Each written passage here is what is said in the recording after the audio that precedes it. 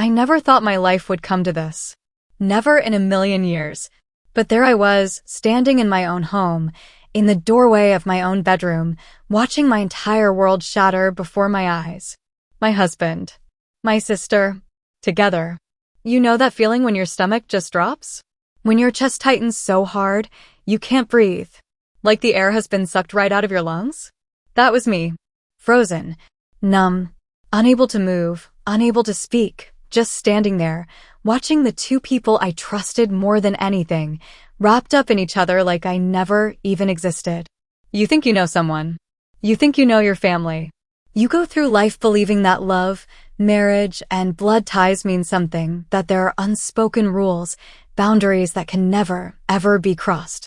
But some betrayals cut deeper than a knife. And the worst part? It wasn't just what I saw. It was what I felt. The instant I laid eyes on them, it was like my soul disconnected from my body. Like I was floating outside myself, watching a scene from a movie I never signed up to be in. The tangled sheets. The hushed whispers. The way my husband reached for the blanket, as if covering themselves would somehow undo what I had already seen. And my sister, my own flesh and blood, her wide, guilty eyes locking onto mine, lips parting to say something. To explain. To excuse. But there was nothing to say. No words in the world could fix what they had done. I wish I could tell you that I screamed. That I flipped the bed, shattered the lamp, made them feel even a fraction of the pain that was ripping through my chest like wildfire. But I didn't. I just stood there, gripping the door frame so tight my nails dug into the wood. Because when your heart breaks like that, it doesn't happen all at once. It happens slowly. Like a glass cracking under pressure. Bit by bit. Until it finally shatters. You know, we always think we'd see it coming. We think we'd notice the signs, that we'd feel it in our gut. And maybe I did. Maybe I ignored it. Maybe I didn't want to believe that the people I love the most would be the ones to betray me in the cruelest way possible. But the thing about pain? It doesn't wait for you to be ready. It hits you like a train, wrecking everything in its path. And once it does, there's no going back. If you've ever been blindsided by someone you trusted, if you've ever had your heart ripped out by the people who were supposed to protect it, I want to hear your story. Because no one should have to go through this alone. Drop your thoughts in the comments. Let's talk about it. And if you think you've heard it all, trust me, you haven't. Make sure to like, subscribe, and hit that notification bell, because on this channel, Shocking Infidelity Saga, the truth is always stranger than fiction. And this is only the beginning. I used to believe that love, real love, was unbreakable. That when you build a life with someone, when you share your deepest fears, your wildest dreams, your most fragile moments, that creates something solid, something no one else could touch. I don't believe that anymore. Looking back, I see it all so clearly now. The cracks, the warning signs, the moments that should have made me stop and ask myself, what's really happening here? But at the time, I was blind to it, lost in the slow unraveling of a marriage that once felt like home. Mark and I met in college. He wasn't the loudest guy in the room, but he had this quiet confidence, this way of making me feel like I was the only person who mattered. He listened, really listened. He made me laugh. He made me feel safe. For years, that was enough. But somewhere along the way, things changed. At first, it was small. Late nights at the office. A phone he never seemed to put down. Conversations that felt thinner, like he was there but not really there. I told myself it was stress, that it was normal for things to shift over time. Then came the distance. The nights he'd roll over in bed without saying goodnight. The way he started leaving the room whenever he got a text. The absence of simple things, his hand on my lower back when we walked into a room, the way he used to absent-mindedly brush my hair back when we talked. I felt it. I knew something wasn't right. But I convinced myself I was imagining it. And then there was Sophia. My little sister. The person who knew me better than anyone. The one I trusted without question. She was always the vibrant one, the life of the party, the girl everyone gravitated toward. Where I was steady, she was spontaneous. Where I was careful, she was wild. I admired that about her. She was also the person I went to whenever I felt like something was off in my marriage. I told her everything. I told her about the nights Mark came home late, the way he'd started avoiding eye contact, how I felt like I was slowly fading into the background of my own life. She listened, nodding, offering little reassurances. Men get distant sometimes. It doesn't mean anything. You're overthinking it. Mark loves you. You just need to spice things up. Maybe plan a surprise date night? I believed her. I wanted to believe her. But I should have been paying attention. Because there were moments, fleeting, barely noticeable, that should have made me stop and question everything. Like the way Mark laughed a little too easily at her jokes, even the ones that weren't that funny. The way her hand would linger on his arm for just a second longer than necessary. The way she looked at him when she thought I wasn't watching. I brushed it off. Because why would my own sister? Then, one afternoon, my best friend said something that should have set off alarms in my head. I saw Mark and Sophia at that cafe downtown last week. Thought it was a little weird, but maybe they just ran into each other. I laughed. Of course. She's my sister. I said it so casually, so certain there was nothing to worry about. But something inside me shifted. I told myself not to be ridiculous, that it made perfect sense for them to run into each other. That Mark wouldn't do something like that. That Sophia would never betray me. I pushed the thought away. And that was my mistake. It started with something small. Something innocent. I wanted to surprise my husband. It had been weeks, maybe months, since we had shared a meal that didn't feel like an obligation. Since we had sat across from each other and really talked. I told myself that's all we needed. A moment. A reminder of who we used to be.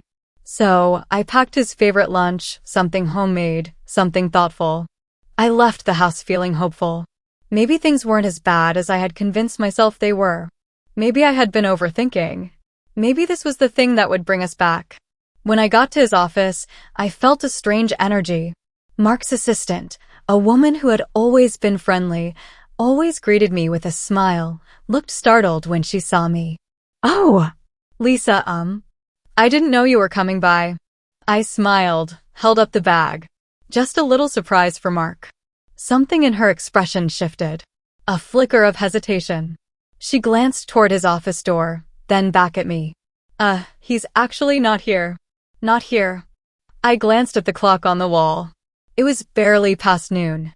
Oh, did he have a meeting? The pause before she answered was too long. He, left early. Personal matters. A strange chill ran through me. Personal matters. The words felt heavy. Off. I forced a laugh. Oh! I guess I should have texted him first. She nodded quickly, too quickly. Yeah, probably. I stood there for a second, feeling something I couldn't explain. Like I had just stepped onto unstable ground. Like something was shifting beneath me, and I didn't know which way to move. I left the office with the lunch still in my hands. On the drive home, I kept telling myself there was nothing wrong. That I was reading too much into things.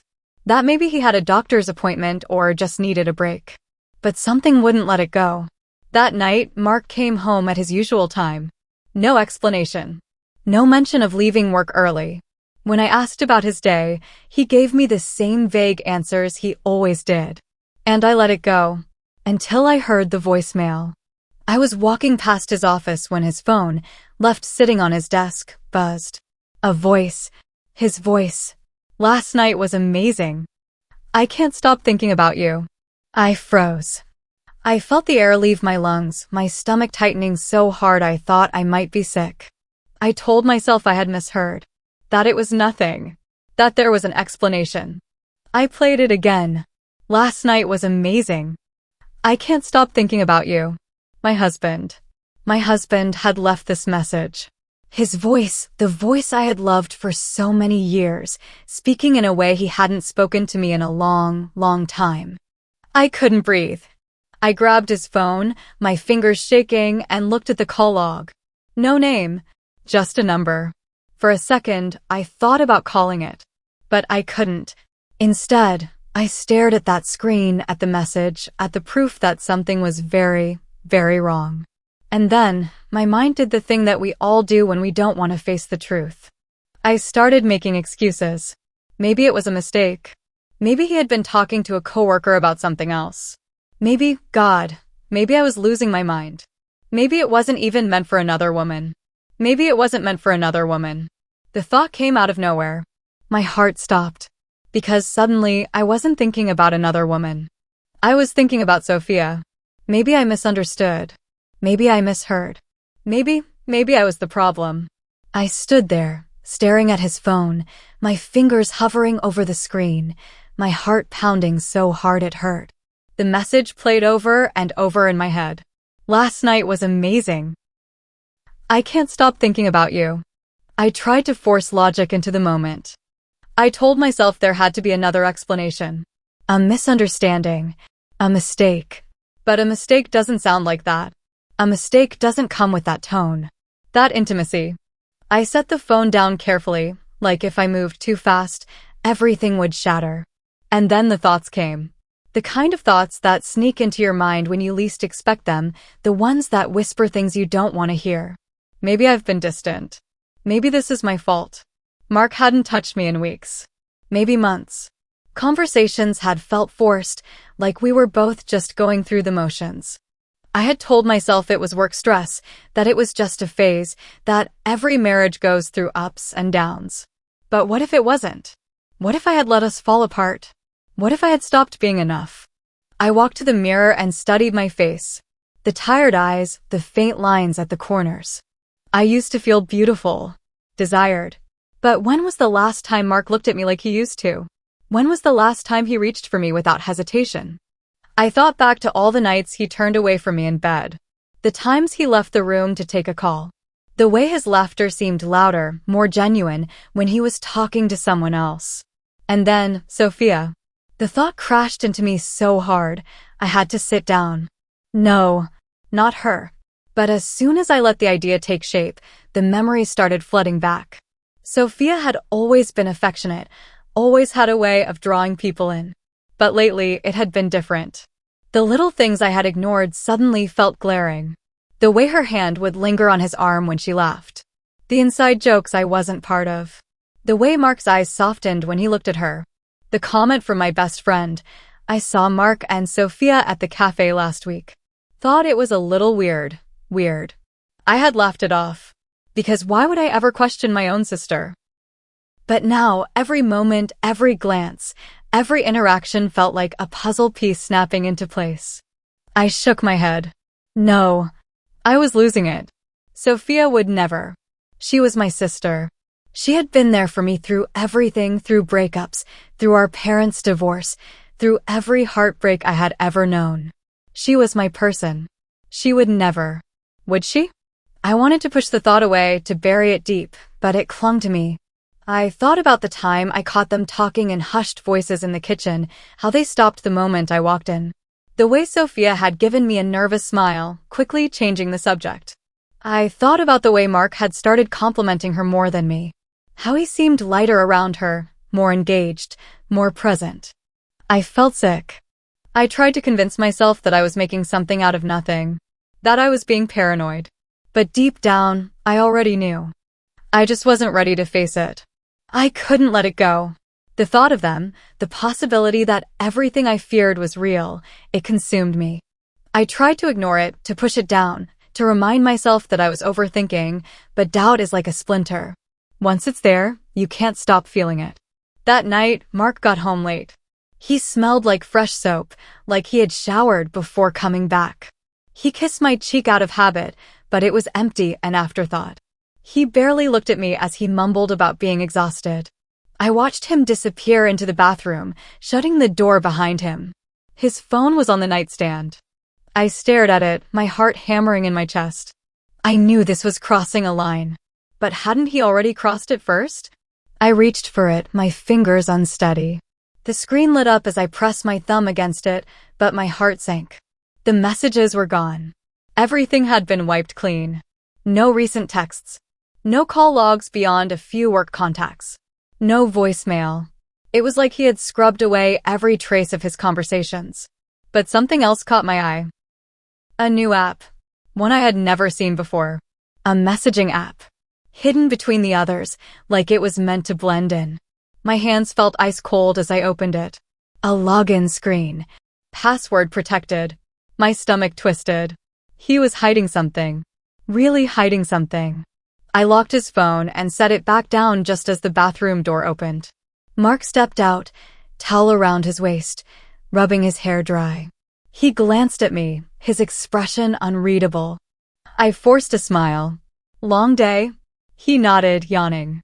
Yeah, just work stuff. Liar. I laid there that night, staring at the ceiling, while Mark slept beside me, breathing steady, like he didn't have a care in the world. Like he wasn't keeping secrets. I needed more. I needed proof. The next night, I got it. Mark was sitting at the dining table, typing away on his laptop.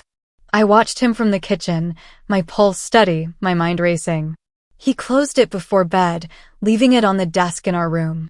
I waited until I was sure he was asleep, his breath deep and even. Then I got up. The glow of the screen lit up my face as I lifted the lid. No password. He never thought to set one, he never had a reason to. Until now. I hesitated. But only for a second. I clicked his email. My hands trembled as I scrolled past invoices, work reminders, useless junk, until I saw it. A confirmation email. A hotel reservation. For 2 guests. For tonight. I stopped breathing. I read the words over and over, my vision blurring, my stomach twisting into knots so tight I thought I might be sick. A hotel. A room booked under his name. My body felt like it was shutting down, like my brain couldn't keep up with the reality of what I was looking at. I had 2 choices. I could pretend I never saw it. Pretend I didn't know. Or I could find out the truth myself. I wasn't thinking. I wasn't breathing. I was just moving. The hotel name burned in my mind, flashing like a warning sign, but I ignored it. My fingers felt numb against the steering wheel as I drove, gripping it so tightly my knuckles turned white. This could ruin me. But I had to know. The city lights blurred past me, my vision tunneled, my body running on something that wasn't even adrenaline anymore. It was something deeper, something raw. I pulled into the parking lot. Sat there for a moment, staring at the building, at the windows, at the shadows flickering behind the curtains. Was he up there? Was she?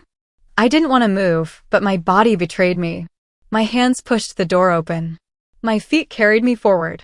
Through the glass doors. Past the front desk.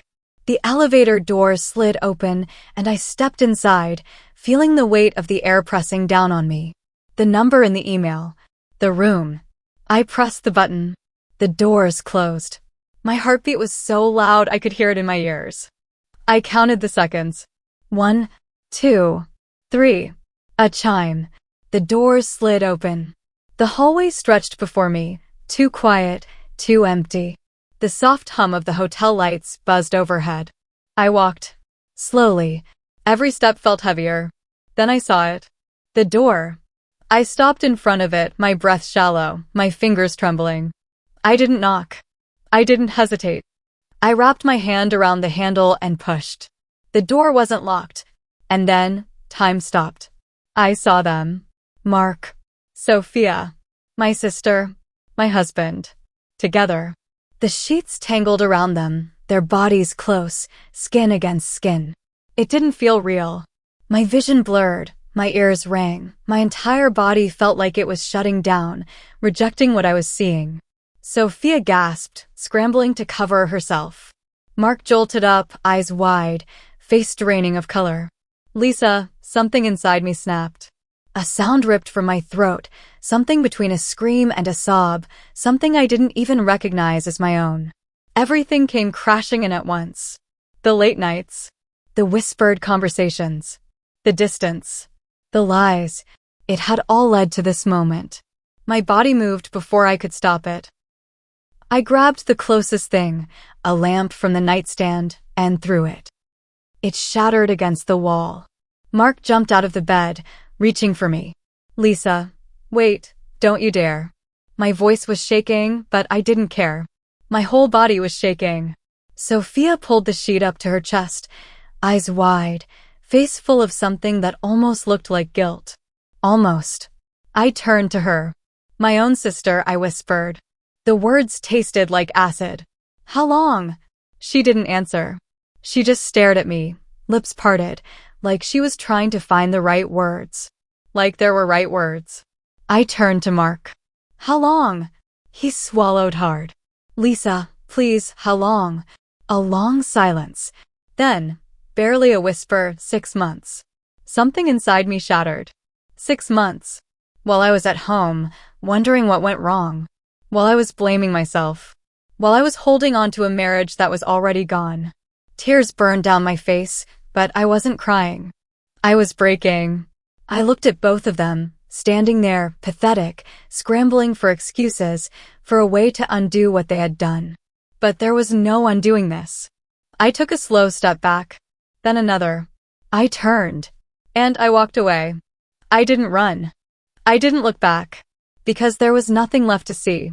I heard them calling my name. Their voices blurred together, desperate, panicked, reaching for me like hands grasping at nothing. "Lisa, wait, this isn't what it looks like." I laughed. A sharp, hollow sound. I didn't even recognize it as my own. "That's the best you've got?" My voice was cold, detached, like I was watching myself from somewhere far away. Mark took a step forward, hands raised, like he could smooth this over, like there was anything left to fix.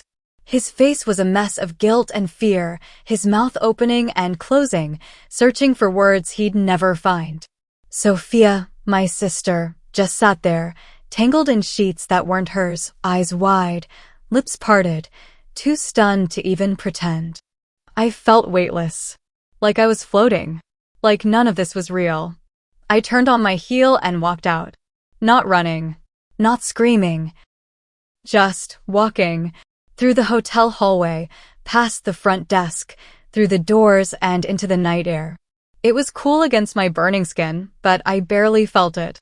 My legs carried me forward, my mind detached from my body, like I wasn't even in control anymore. I got into my car and gripped the steering wheel, my breath coming fast, shallow. And then, like a dam breaking, it hit me. My husband. My sister. In my bed. I choked on a sob, pressing my forehead against the steering wheel. My entire body shook, my stomach twisting in knots so tight I thought I might be sick. Everything I knew, everything I trusted was gone. My marriage. My family. Ripped apart in one moment. I thought about turning back. Storming into that hotel room, demanding explanations, screaming until I had no voice left. But I already knew the truth. I didn't need their excuses. I needed to get out. I started the car, hands trembling so badly I almost dropped the keys. The engine roared to life, but I didn't move. Where was I supposed to go? Home? The home that now felt tainted? The bed I had shared with a man who had betrayed me in the worst way possible? I squeezed my eyes shut, trying to push back the tears. Then, suddenly, my phone buzzed. I flinched, my heart leaping into my throat. A message. From Mark. "Lisa, please. Let's talk." A fresh wave of anger surged through me. Talk? Now he wanted to talk? I gritted my teeth, gripping the phone so tightly my knuckles turned white. Before I could stop myself, I typed back. "Talk to Sophia." And then I blocked him. I sat there, staring at the screen, my breath still shaky, my body still trembling. I should have felt powerful. I should have felt like I had taken control. But all I felt was empty. Numb. Like I had lost something I would never get back. Not just my marriage. Not just my sister. But a part of myself. The days after felt like walking through a fog. I existed, but I wasn't really there. The house was too quiet. Too empty. I moved through it like a ghost, sitting in rooms that suddenly felt foreign, lying in a bed that no longer felt like mine. I stopped answering calls. Stopped checking messages. The outside world felt too loud, too intrusive. I didn't want to hear apologies, explanations, excuses. I didn't want to hear them. But they didn't stop. Sophia was the first. She showed up at my door 3 days after the hotel. I almost didn't open it. But part of me, some broken, hopeful, desperate part of me, needed to see her, needed to look in her eyes and understand why. When I opened the door, she stood there, arms wrapped around herself like she was cold, her face pale, eyes red-rimmed. "Lisa," her voice cracked. Please, just let me explain." I said nothing, because what was there to say? She took a shaky breath. "It just happened." Her voice was small, weak. "We didn't mean to hurt you." I almost laughed. Didn't mean to hurt me? They had stolen something from me, something I could never get back, and she was standing in front of me, talking like this was an accident. Like they had tripped and fallen into betrayal. I stared at her, waiting for something real. Some sign of remorse, of shame, of anything that might make me believe she understood what she had done. But all I saw was guilt. Not because she regretted what she had done. Because she had been caught. I closed the door in her face. The next day it was Mark. His voice came through the door before I even saw his face. "Lisa, please." I didn't move. "Just talk to me." His voice was strained, desperate. "Please. I know I messed up. I know he sighed, running a hand through his hair. "I love you, but that word, but." I closed my eyes, gripping the edge of the kitchen counter to steady myself. I felt disconnected. He continued. "I don't know when it started, but we weren't us anymore." I tried, "Lisa." "I did. But you were just so distant." I felt something inside me go cold. Distant. I turned the lock and opened the door just enough to look him in the eye. "You're blaming me?" His face twisted. No, I'm just saying it wasn't planned, okay? Sophia was just there." I let out a slow, shaky breath. There. Like I had disappeared. Like I had stopped existing and she had just stepped in. I looked at the man I had spent years loving, the man I had trusted, the man I had built my life around. And I felt nothing. Not love. Not hate. Just emptiness. It wasn't about me. It had never been about me. It wasn't about my worth or what I lacked or what I could have done differently. It was about them. About their choices. Their selfishness. Their betrayal. I was never the problem. They were. I met his eyes one last time. I hope she was worth it. Then I closed the door. And this time I locked it. Betrayal doesn't just break your heart. It changes you. It takes everything you thought you knew about love, about trust, about family, and turns it into something unrecognizable. You look back at every moment, every conversation, every touch, and you wonder, was it ever real? And the worst part? It doesn't stop hurting just because you know the truth. I wish I could tell you that walking away made it easier. That closing the door on them meant I could close the door on the pain. But it doesn't work like that. Because the truth is, when the people you trust the most betray you, you don't just lose them. You lose yourself. For days, I questioned everything. Not just them. Not just their choices. But me. Had I been blind? Stupid? Weak? Should I have seen it coming? Should I have fought harder? Did I ever really know them? Did I ever really know him? Did I ever really know her?